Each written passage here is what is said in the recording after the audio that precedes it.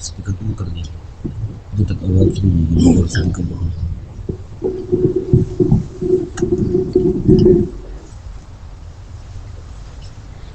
الحمد للہ رب العالمین والصلاة والسلام علی سید الانبیاء والمرسلین. اما بعد فاعوذ باللہ السمیع العلیم من الشیطان الرجیم. بسم اللہ الرحمن الرحیم. ایاک نعبد و ایاک نستعین. صدق اللہ العظیم وبلغنا رسولہ النبی الکریم الامین.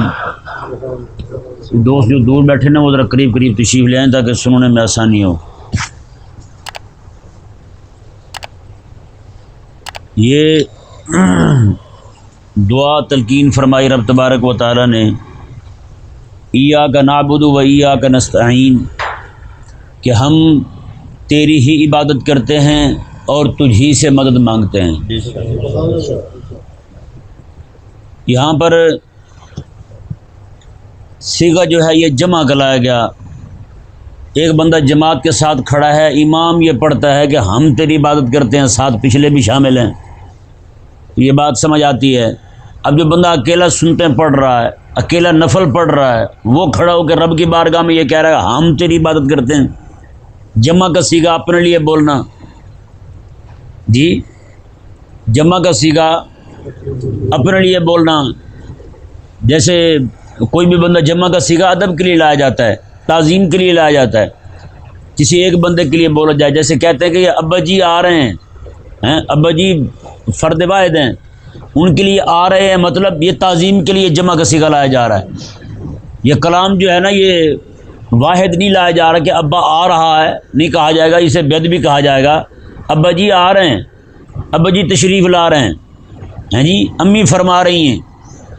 تو یہ جمع کا صیغہ تعظیم کے لیے لایا جاتا ہے, ادب اور احترام تکریم کے لیے لایا جاتا ہے.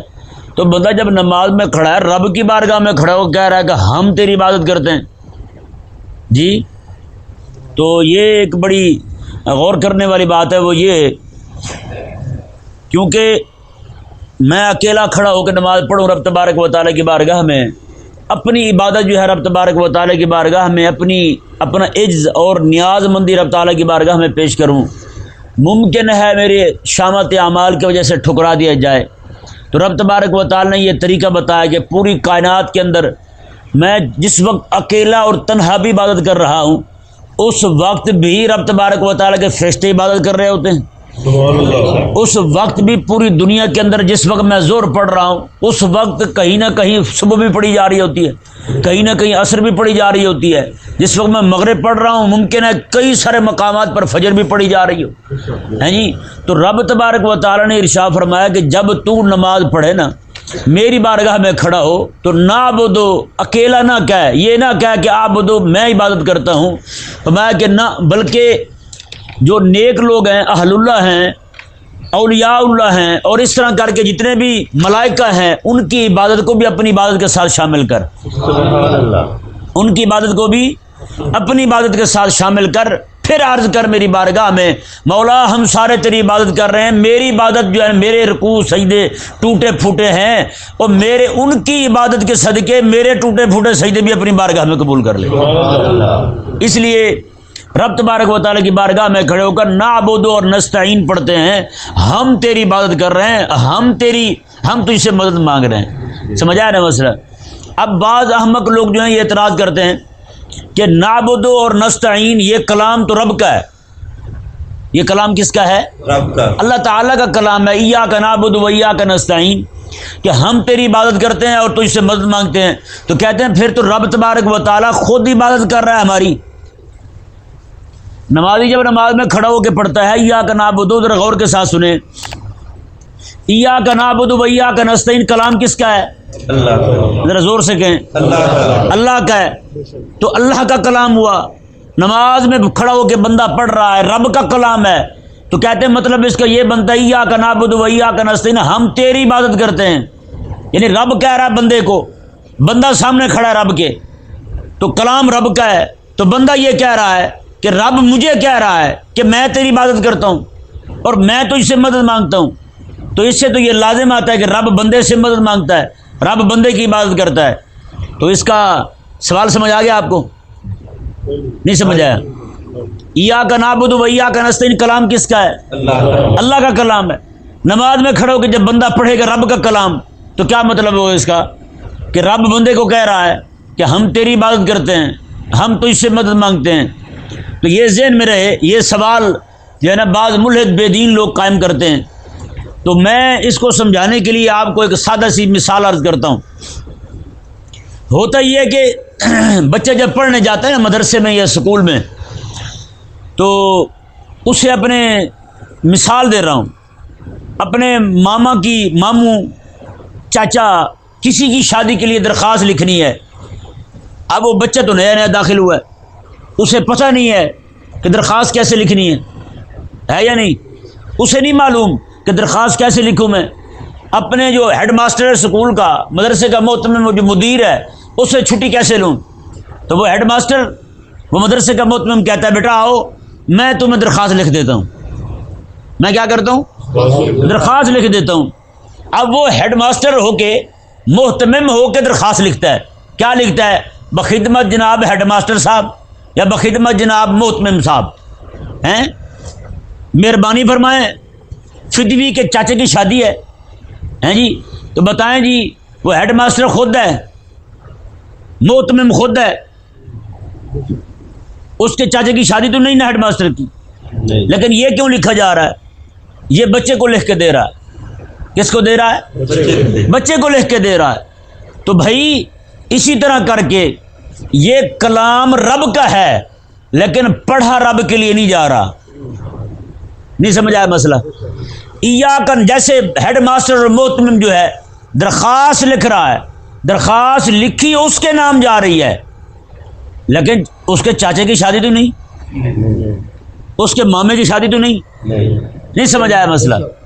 تو اسی طرح کر کے درخواست لکھی جا رہی ہے ماسٹر کے نام، لکھ بھی وہ خود رہا ہے لیکن ہے کس کی طرف سے؟ اس بچے کی طرف سے۔ اسی طرح کر کے ایاک نعبد و ایاک نستعین، یہ کلام خالق کا ہے، یہ کلام رب کا ہے۔ اس مالک نے کرم فرمایا ہم پر، فرمایا کہ اگر تم قبولیت چاہتے ہو تو پھر میں جو تمہیں طریقہ بتاتا ہوں اسی طریقے سے مجھ سے مانگا کرو، اس طریقے سے مجھ سے مانگو، اس طریقے سے مجھ سے طلب کرو۔ یہ خالق اور مالک کی مہربانی، اس کی کرم نوازی ہے کہ ہم جیسے نخواندہ لوگوں کو، ان پڑھ لوگوں کو اس نے اپنی بارگاہ میں کھڑے ہو کر مانگنے کا طریقہ اور سلیقہ اور شعور عطا فرمایا ہے۔ اچھا جی، اب دوسری بات جو ہے وہ یہ ہے، الحمدللہ رب العالمین الرحمن الرحیم مالک یوم الدین، یہ آپ جانتے ہیں حاضر اور غیب کا صیغہ پڑھے ہوں گے نا، حاضر اور غیب کا صیغہ، حاضر آپ، غیب وہ۔ الحمدللہ رب العالمین، ساری تعریفیں اللہ کے لیے ہیں، حاضر تو نہیں ہے کلام، حاضر تو نہیں ہے۔ الرحمن الرحیم، وہ رحمان بھی ہے رحیم بھی ہے، حاضر تو نہیں ہے۔ مالک یوم الدین، وہ قیامت کے دن کا مالک بھی ہے، حاضر تو نہیں ہے۔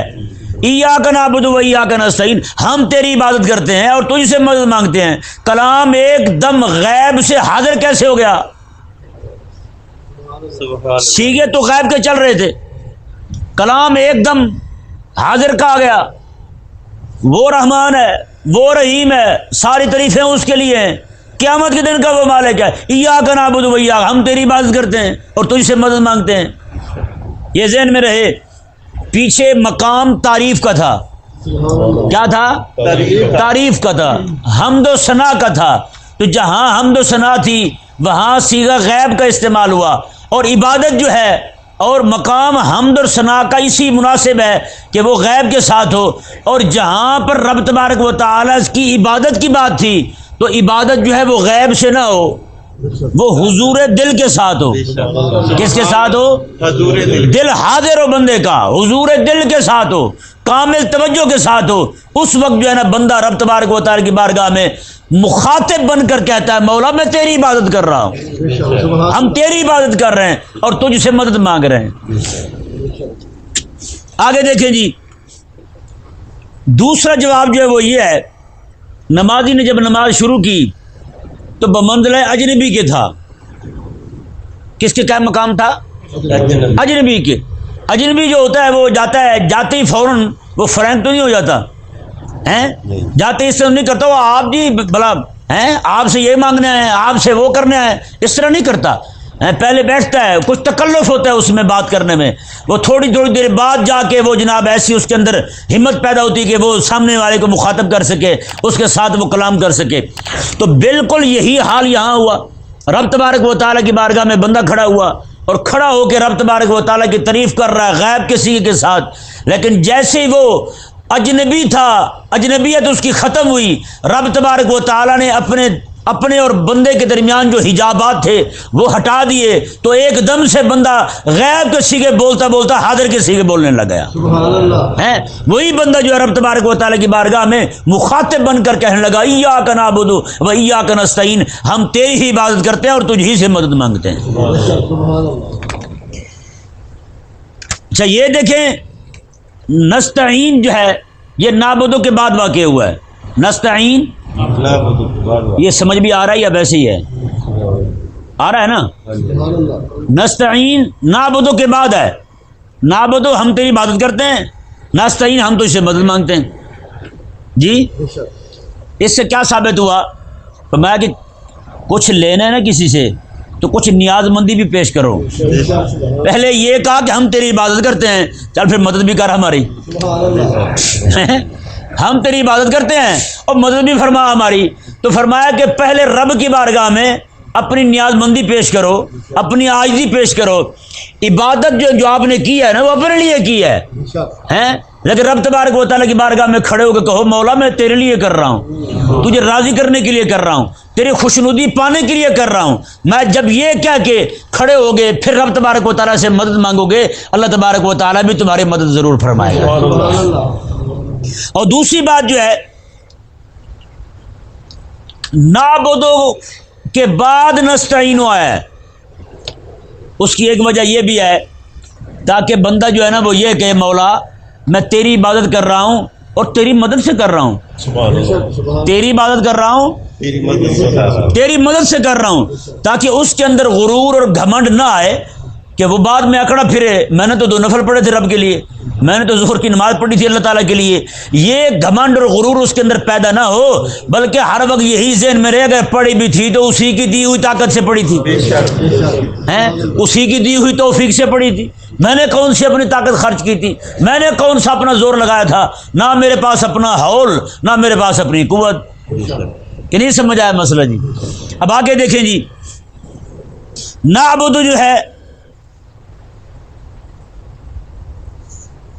نعبدو کے بعد نستعینو، نعبدو جو ہے یہ لفظ نعبدو یہ فرقہ جبریہ کی ان کی تردید کرتا ہے۔ فرقہ جبریہ جو ہے نا وہ یہ کہتا تھا نعوذ باللہ کہ انسان جو ہے یہ مجبور محض ہے، انسان ایسے ہی ہے جیسے پتھر ہوتا ہے، انسان ایسے جیسے درخت ہوتا ہے، نہ پتھر اپنی جگہ تبدیل کر سکتا ہے نہ درخت اپنی جگہ تبدیل کر سکتا ہے، یعنی بالکل جمادات کی طرح ہے، بالکل جامد شے ہے، یہ انسان مجبور محض ہے۔ رب تبارک و تعالیٰ نے نعبدو بندے سے کہلوا کر ان کا رد فرما دیا، میں تم کہتے ہو مجبور محض ہے، یہ تو بندہ نماز بھی پڑھ رہا ہے کھڑا ہو کے، رکوع بھی کر رہا ہے، سجدہ بھی کر رہا ہے اور ساتھ منہ سے کہہ بھی رہا ہے نعبدو مولا ہم تیری عبادت کر رہے ہیں جی۔ ان کے پورے عقیدے کا، پوری جماعت کا، پورے ان کے نظریات کا رد ہو گیا صرف لفظ نعبدو سے۔ آگے نستعین، اس سے رد ہو گیا معتزلہ کا۔ معتزلہ ایک جماعت گزری ہے جو کہتے تھے کہ بندہ جو ہے نا اپنے افعال کا خود خالق ہے، جتنا بھی کچھ کرتا ہے نا بندہ اس کا خالق بھی بندہ خود ہے، ان کو پیدا کرنے والا بھی بندہ خود ہے۔ رب تبارک و تعالی نے فرمایا کہ نستعینو پڑھو، پھر کیا پڑھو؟ نستعینو۔ میں کہ جب مولا ہم تجھ سے مدد مانگتے ہیں، اگر بندہ خود اپنے افعال کا خالق تھا تو پھر مدد رب سے کیوں مانگی؟ کہ نہیں سمجھ آیا بھائی؟ اگر بندہ خود اپنے افعال پیدا کر رہا ہے، سارا کچھ کرنے والا خود ہی ہے بندہ، تو پھر رب سے مدد کیوں مانگ رہا ہے بھائی؟ رب سے مدد مانگنا اس بات کی دلیل ہے کہ ان کا جو عقیدہ اور نظریہ ہے کہ بندہ اپنے افعال کا خالق خود ہے، ان کا نظریہ رد ہو گیا، ان کی تذلیل ہو گئی، وہ ذلیل ہو گئے، ان کا عقیدہ نہیں رہا، وہ ایک جیسے دیوانے کی بڑھ ہوتی ہے ویسے ہی ہو گیا وہ۔ اس لیے رب تبارک و تعالیٰ کی بارگاہ میں کھڑے ہو کر یہ دعا کرنے کی تلقین کی گئی ہمیں کہ نعبد و نستعین، اور یہ بھی ذہن میں رہے ایاک نعبد و ایاک نستعین ہے۔ نعبد و عبادت کیا ہے یار؟ حضور قلب کے ساتھ کی ہوئی عبادت عبادت ہے، حضور قلب کے ساتھ دل حاضر ہو بندے کا، پھر پڑھے نماز رب تبارک و تعالیٰ کی۔ آقا علیہ السلام سے پوچھا گیا نا، جبریل امین نے پوچھا تھا حضور سے، حضور احسان کیا ہے؟ آقا علیہ السلام نے پتہ کیا ارشاد فرمایا؟ میں ان تعبد اللہ کانک تراہ، ان تعبد اللہ کانک تراہ، احسان یہ ہے کہ تو رب کی عبادت ایسے کر کہ تو رب کو دیکھ رہا ہے۔ سبحان اللہ۔ آئیے حضور قلب کی بات کہ نہیں آئی؟ بندہ ایسے نماز پڑھے رب تبارک و تعالیٰ کہ رب کو دیکھ رہا ہے، رب کا دیدار اسے حاصل ہے۔ جب ایاک نعبد و ایاک نستعین پڑھے گا تو مزہ نہیں آ جائے گا پھر؟ جب وہ دیکھ بھی رب کو رہا ہو، دیدار بھی رب کا کر رہا ہو، کاننا کا ترا ہو، گویا کہ تو اسے دیکھ رہا ہے، ایسے عبادت کر رب تبارک و تعالیٰ کی۔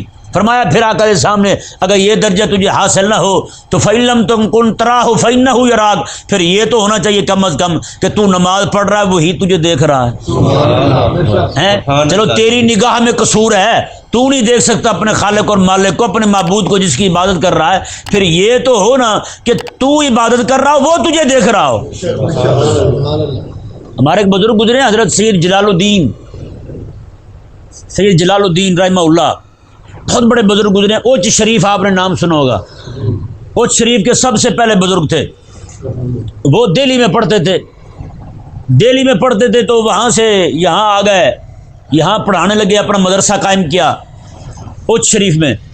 مدرسے میں پڑھاتے ہیں تو وہاں ان کا ایک کوئی ہم جماعت تھا، اس کا نام تھا صدر الدین۔ اس نے کہا یار سنا جلال الدین بڑا عالم بن گیا ہے، میں اسے سبق یاد کرواتا تھا پڑھائی کے دوران، وہ جا کے مل آتا ہوں، دیکھتا ہوں پہچانتا بھی ہے یا نہیں۔ کریم تو کریم ہوتے ہیں، لیکن یہ آج کے لوگ ہوتے ہیں جو اپنی آنکھیں ماتھے پہ رکھ لیتے ہیں۔ لیکن وہ جیسے ہی پہنچا نا وہاں تو حضرت سید جلال الدین رحمہ اللہ جو ہیں وہ سبق پڑھا رہے تھے، اور سبق پڑھنے والے اتنے بچے تھے کہ ان کی مسجد کے باہر تک بچے بیٹھے ہوئے تھے، باہر تک بچے بیٹھے ہوئے تھے۔ وہ بندہ آیا تو وہ جوتوں پر بیٹھنے لگا، حضرت سید جلال الدین نے پہچان لیا، میں کہ ادھر آؤ، آ گیا پاس بلا کے اپنی مسند پر بٹھایا، یعنی جس مصلے پر سجادے پر آپ بیٹھے تھے اسی پر برابر میں بٹھایا، تو دل میں خوش ہونے لگا، شکر ہے میرے ساتھی نے مجھے پہچان لیا ہے، اتنا مقام بھی پایا ہے، اتنے بچے پڑھ رہے ہیں، اتنے بچوں کے سامنے اتنی عزت دی ہے۔ نماز کا وقت ہے، نماز شروع ہونے لگی نا جی، آپ کا جو خادم تھا آپ نے اسے فرمایا کہ نماز پڑھا دوں۔ وہ نماز پڑھانے لگا تو اس کے دل میں خیال آیا کہ انہوں نے اسے کہہ دیا ہے ملنگ کو نماز پڑھا، مجھے کیوں نہیں کہا؟ اتنی عزت دی ہے، پاس بٹھایا ہے، دور سے بلایا ہے، اتنی عزت بھی دی ہے، یہ نماز کے مجھے کیا دیتے، میں نماز پڑھا دیتا۔ آپ جو ہے نا آپ نے اس طالب علم کو روکا کہ ٹھہرو، وہ رک گیا۔ آپ نے فرمایا کہ آپ نیت کیسے باندھتے ہو؟ اس نے کہا نیت ایسے باندھتے ہیں 2 رکعت نماز فلاں اللہ تعالیٰ کے لیے، منہ میرا کعبے کی طرف، اللہ اکبر۔ آپ نے اس خادم سے فرمایا وہ تو نیت کیسے باندھتا ہے؟ آپ کا جو شاگرد تھا مدرسے کا اسے فرمایا کہ تو نیت کیسے باندھتا ہے؟ اس نے کہا جی میری نیت تب تک پوری نہیں ہوتی جب تک رب کا عرش میرے سامنے نہ آ جائے، میری تو نیت ہی تب تک پوری نہیں ہوتی، نیت میری درست نہیں ہوتی جب تک رب کا عرش کے سامنے نہ آ جائے۔ تو حضرت سید جلال الدین سے وہ نا بندہ حقہ بکا کہنے لگا، اس نے کہا جس کے شاگرد کی نیت تب پوری نہیں ہوتی جب تک عرش نہ سامنے آ جائے۔ اس نے کہا حضور آپ فرمایا آپ کی نیت کب پوری ہوتی ہے؟ میں جب عرش والا سامنے آ جائے میں پھر اللہ اکبر کہتا ہوں، میں تو پھر اللہ اکبر کہتا ہوں۔ ہاں جی، حضرت جو ہے نا خواجہ محکم الدین سیرانی رحمہ اللہ بہت بڑے بزرگ گزرے ہیں، بھاولپور سے آگے جائے نا ایک علاقہ آتا ہے تو خانقاہ شریف کے نام سے مشہور ہے، وہاں کے بزرگ تھے حضرت سید خواجہ محکم الدین سیرانی رحمہ اللہ۔ آپ جو ہے نا ایک جگہ سے گزرتے تھے تو ایک مولوی نماز پڑھاتا تھا، آپ کو پتہ ہے مولوی بڑے خشکی کے مارے ہوتے ہیں۔ اگلے دن بھی میں بتا رہا تھا یہ عبدالغفور صاحب ہے نا، یہ مجھے لے کے گجرے والا، تو ایک مولوی صاحب بالکل مسجد کے دروازے میں کھڑے ہو کر نماز پڑھا رہے ہیں، مغرب کی نماز پڑھائی انہوں نے، نماز ہوئی نہیں، منع ہے درے میں کھڑے ہو کر نماز نہیں پڑھنی، حضور نے منع کیا ہے، صحیح احادیث مبارکہ موجود ہے۔ اس نے نماز پڑھا دی تو میں نے نا اسے علیحدہ جا کر، میں انتظار میں بیٹھا رہا، اسے سمجھاؤں گا، میں نے علیحدہ جا کر انہیں کہا، میں نے کہا حضور آپ سے بات کرنی، دو بندے بیٹھے تھے، تو وہ بڑے عزت کے ساتھ اٹھا، اس نے کہا پتہ نہیں مولوی صاحب کچھ نوازشات کرنا چاہتے ہیں، تو میں اندر لے گیا اس سے، تو میں نے اسے کہا، میں نے کہا جی آپ نے جو نماز پڑھائی ہے نا، تو یہ نماز آپ کی درست نہیں ہوئی، آپ مصلی جو ہے نا وہ اندر کر لیں، تو اندر کچھ بندے کھڑے کر لیں، یا پھر مصلی باہر کر لیں، تاکہ آپ کی اور نمازیوں کی جگہ ایک ہو، ٹھیک ہے نا۔ یہ جب جیسے میں نے بیان کیا نا مسئلہ، تو مولوی صاحب نے نا مجھے ایسے دیکھا جیسے مارنے والی گائے نہیں دیکھتی، بلکہ ہندوؤں کی اماں دیکھتی ہے جیسے، ہیں ایسے مجھے دیکھا اس نے، ایسے گھور کے جناب چلا گیا۔ میں نے کہا جب فقیر کی دوائی یہاں بیچی نہیں رہی، حکیم صاحب کسے دوائی دیں، مریض ہاتھ نہیں پکڑاتا، نبض دکھانے کو تیار نہیں ہے، بتائیں، ہیں جی وہ ایسے ہی نہ منہ بنا کے چلا گیا۔ مجھے تو خطرہ لائق ہوا، میں نے کہا ہم تو بندے دو ہیں، یہ تین ہیں، یہ نہ ہو کہ ہمیں یہ درست کر دیں۔ تو یہ تو حال ہے ان کا۔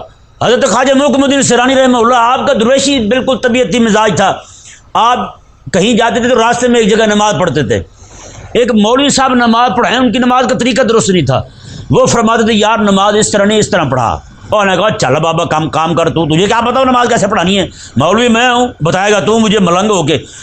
اچھا آپ پھر گزرے، آپ نے پھر فرمایا یار نماز ایسے نہیں، ایسے پڑھایا کر، اس نے پھر آئیں بائیں کر دی۔ تو ایک مرتبہ آپ گزرے وہاں سے، تو آپ نے پھر فرمایا، ہیں اللہ والوں کا طریقہ دیکھیں، بار بار دعوت دیتے رہتے ہیں، پھر فرمایا یار نماز ایسے نہیں، ایسے پڑھا۔ اس نے کہا چل ٹھیک ہے بابا، جیسے کہتے ہیں ویسے پڑھاؤں گا۔ اس نے جناب جیسے نماز اللہ اکبر کہا نا جی، بے ہوش ہو کے نیچے گر گیا، بے ہوش ہو کے نیچے گر گیا۔ نماز کب ختم ہوئی، کیا ہوا، کسی کو کوئی پتہ نہیں۔ حضرت خواجہ محکم الدین سرانی وہاں سے اٹھے اور چلے گئے، وہ بعد میں ڈھونڈتا پھرے، لوگوں سے کہتا بابا کدھر گیا بابا، انہوں نے کہا کیوں، کیا ہوا ہے؟ اس نے کہا بابا مجھے اتنا عرصہ کہتا رہا کہ نماز ایسے نہیں ایسے پڑھ، میں اس کی مانتا نہیں تھا، آج جیسے اس نے کہا نا مجھے ایسے نماز پڑھ، میں نے اللہ اکبر کہا تو سامنے رب کا کعبہ میرے آ گیا، سامنے کعبہ آ گیا۔ نماز کیسی پڑھتے ہیں یار ہم تو نماز میں کھڑے ہیں، ہمارا دل جو ہے نا وہ پتہ نہیں دکان کے سودے کر رہا ہوتا ہے، حساب کر رہا ہوتا ہے، دنیا جہان کی ساری باتیں ہمیں نماز میں یاد آتی، جو بات بھول چکے تھے وہ بھی نماز میں یاد آتی۔ امام اعظم ابو حنیفہ رضی اللہ عنہ کے پاس ایک بندہ آیا، کہنے لگا جی میں نے پیسے ایک جگہ دبائے تھے وہ مل نہیں رہے، آپ نے میں رات کو جا کے 500 نفل پڑھ، کتنے پڑھے؟ 500 نفل پڑھ۔ اس نے جا کے شروع کیا اللہ اکبر، پہلی رکعت میں یاد آ گیا کہاں پڑھے، نماز ختم۔ آیا امام صاحب کے پاس، کہتے جی واہ واہ بڑا نسخہ دیا آپ نے، میں کیا ہوا ہے؟ کہتے جی پہلی رکعت میں یاد آ گیا تھا، آپ نے میں مجھے پتا تھا شیطان تجھے پڑھنے نہیں دے گا، شیطان تجھے پڑھنے نہیں دے گا۔ ایک بندہ ہے نا سرگودے کی طرف، نماز جماعت ختم ہو گئی تو بندہ آ کے نا رونے لگا، کہنے لگا جماعت ہی ختم ہو گئی ہے، مولوی صاحب ذرا آہستہ پڑھا لیتے، میں جماعت میں شریک ہو جاتا۔ لوگ بڑے اس کے معتقد اور گرویدہ ہو گئے، انہوں نے کہا یار بابے کو بڑی محبت ہے نماز کے ساتھ۔ انہوں نے کہا بابا جی آپ پریشان نہ ہوں، آپ کی چونکہ نیت تھی جماعت کے ساتھ نماز پڑھنے کی، آپ رہ گئے ہیں، اللہ تبارک و تعالیٰ اپنی رحمت کے ساتھ آپ کو جماعت کا ثواب عطا فرمائے گا۔ تو بابا کہنے لگا جماعت کا ثواب میں نے کیا کرنا ہے، اور میں میری 4 دکانیں، ایک رکعت میں ایک دکان کا حساب کرتا تھا، وہ کون کرے گا بھلا، ہیں بتائیں؟ یعنی ساری بھولی بھسری چیزیں نماز میں یاد آتی ہیں ہمیں، ہے یا نہیں ایسا؟ یہ بھی بندوں کو ایک ذہن میں ہوتا ہے، وہ خود تاخیر سے آ رہے ہیں نا، مولوی صاحب پہلی رکعت لمبی کر دیتے آپ ہیں۔ میں پیچھے نماز پڑھاتا تھا، ایک بابا جو ہے نا وہ تاخیر سے آیا، جب میں نے سلام پھیر دیا، ابھی لوگ بیٹھے ہوئے ہیں تسبیح پڑھ رہے ہیں، ہم دعا بھی نہیں کی، وضو کر کے نا کھڑا ہوا، کہنے لگا جی آپ تھوڑا سا نماز لمبی کر دیتے نا میں جماعت میں شریک ہو جاتا۔ میں نے کہا آپ تھوڑا سا گھر سے پہلے نکل پڑتے نا آپ شریک ہو جاتے ہیں۔ میں نے کہا یہ کیا ہوا یار، ہیں میں نے کہا اگر تو ٹرین جو ہے نا وہ وقت سے پہلے نکل پڑے پھر تو سواریوں کو اعتراض کا حق بنتا ہے، اگر ٹرین وقت پہ نکلے ہیں اور وقت سے پہلے پہنچا دے وہاں تو پھر تو اعتراض نہیں بنتا کسی کا، سب کو خوش ہونا چاہیے یار کمال ڈرائیور ہے ہمارا بھائی، ہیں اس نے تو کمال کر دیا ہے، وقت پہ نکلے اور وقت سے پہلے پہنچا دیا ہے۔ تو اس لیے ہر بندے کو چاہیے کہ اپنی نمازیں درست کرے، اپنی نماز حضور قلب کے ساتھ پڑھے۔ کیسے پڑھے نماز؟